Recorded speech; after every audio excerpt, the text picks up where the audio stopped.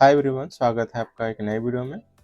अगर आपके पास grand stream device के मॉडल नंबर GCC6010 है और आप इसका पासवर्ड भूल गए हैं या फिर इस डिवाइस को पूरी तरह से फैक्ट्री डिफ़ॉल्ट पर रीसेट करना चाहते हैं, तो कैसे कर सकते हैं आज के वीडियो में जानेंगे।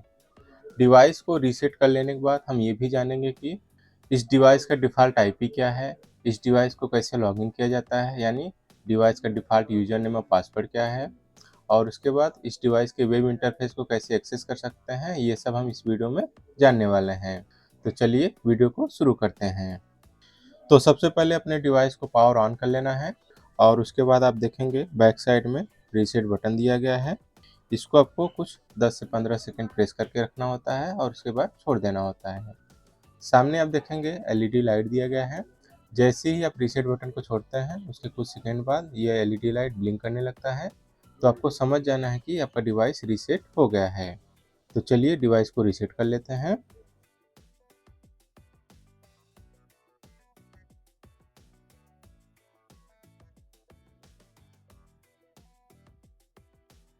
अभी हम रीसेट बटन को प्रेस कर दिए हैं और फिर इसको 10 से 15 सेकंड बाद छोड़ देंगे।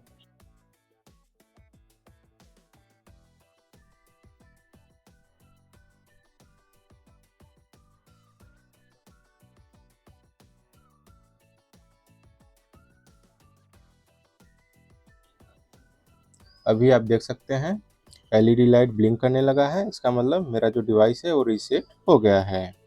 तो इस तरह से आप अपने इस डिवाइस को रीसेट कर सकते हैं। डिवाइस रीसेट हो जाने के बाद अब चलिए देख लेते हैं कि इस डिवाइस को सिस्टम में कनेक्ट करके इस डिवाइस के लॉगिन पेज को कैसे एक्सेस किया जाता है। डिवाइस को सिस्टम में कनेक्ट करने के लिए आपको एक ईथरनेट केबल ले लेना है। ईथरनेट के एक एंड को डिवाइस के पोर्ट में इंसर्ट कर लेना है।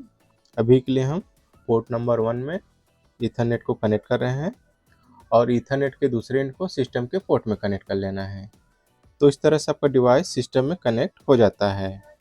इसको आप कैसे वेरीफाई करेंगे कि आपका डिवाइस सिस्टम में सक्सेसफुली कनेक्ट हो गया है।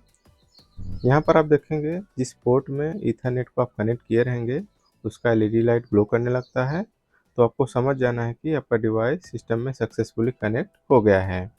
और अगर आपको सिस्टम में वेरीफाई करना हो कि आपका डिवाइस सिस्टम से कनेक्ट हुआ या नहीं, तो इसके लिए आपको विंडोज़ की के साथ आर प्रेस करना है और यहाँ पे टाइप करना है ncpa.cpl और फिर ओके।